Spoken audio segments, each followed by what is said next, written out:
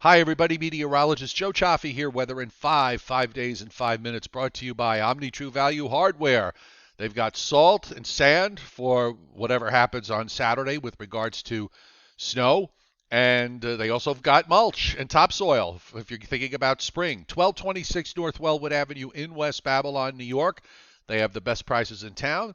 They serve the entire tri-state area of New York, New Jersey, and Connecticut. 631-756-1125 is the phone number, and the website is omnitruevalue.com. Got a nice day overall. There are some high clouds that are streaming up from the south. We've got a wave of low pressure that is moving off the East Coast and moving on out to the Northeast, and this is not going to be a bother. So the rest of today is fine.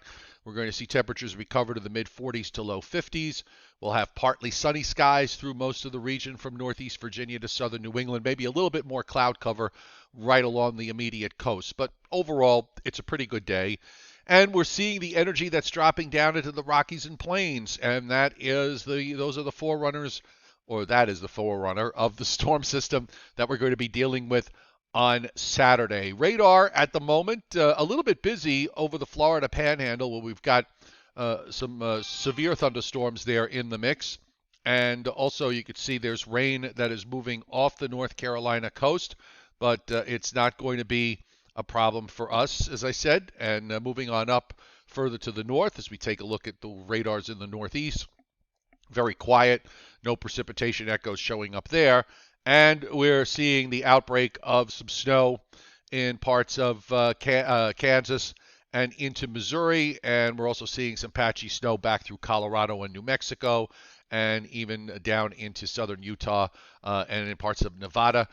This, again, all part of that energy coming to the east. The Storm Prediction Center, with respect to severe weather, there's a small area of marginal risk along the east coast of Florida, right about halfway up the state, and marginal risk covering that on either side. Otherwise, we really don't have much in the way of severe weather going on. For tomorrow, a slight risk of severe weather in the southeastern part of the U.S. and the Florida Panhandle and in northern Florida. That also comes, by the way, with a 5% tornado risk in that region and a 2% tornado risk going all the way up into the Carolinas. And as we move along to the next day, and this is for Saturday into Sunday, the marginal risk into the Delmarva Peninsula, slight risk from southeastern Virginia down into northern Florida. And that, of course, with that storm system. Now, this is going to be a very fast mover. Going to move like a rocket ship here as it heads on to the northeast.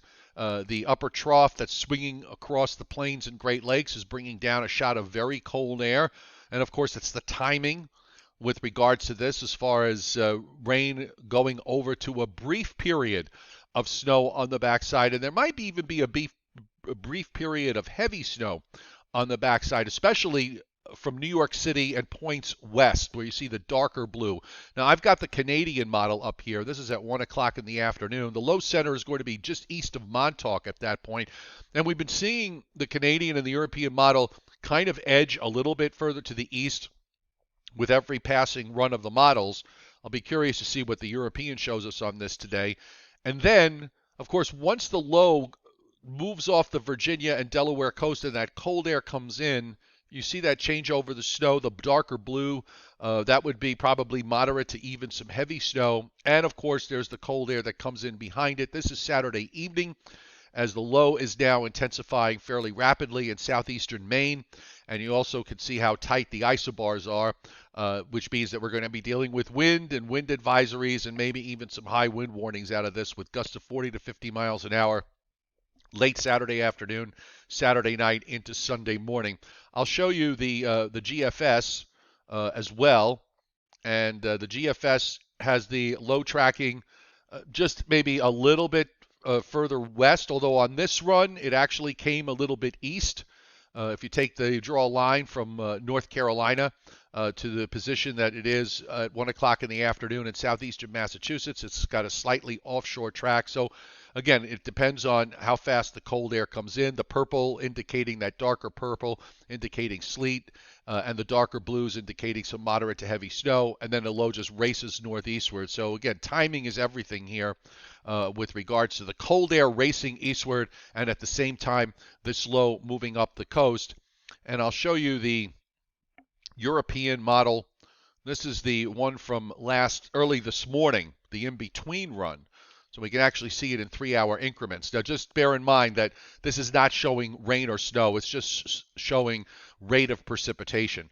And that's it. And there's your low in northeastern North Carolina at 10 o'clock in the morning. By 1 o'clock in the afternoon, it's south of Montauk, well east of the New Jersey coast. And the European was a little bit more bullish with some of the snow amounts that were being indicated, and then you see how deep it gets. They all wind up the same, regardless of what the snow issue is with respect to the wind for later Saturday afternoon, Saturday night into Sunday morning with that very tight pressure gradient. And as far as snow is concerned, this is WPC's forecast. Now, I have it set for at least 1 inch, and the dark blue is 40 to 50% chance. So you can see where the line is. And WPC has been sort of inching its way a little bit further to the east. I've gone a little further east than WPC has. I have my line of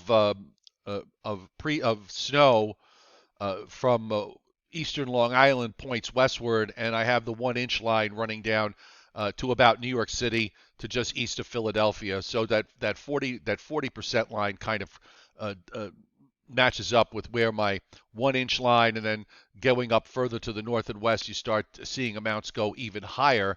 And if we just take the probability of at least 4, again, this is not going to have the time to turn into anything major for the coastal plain.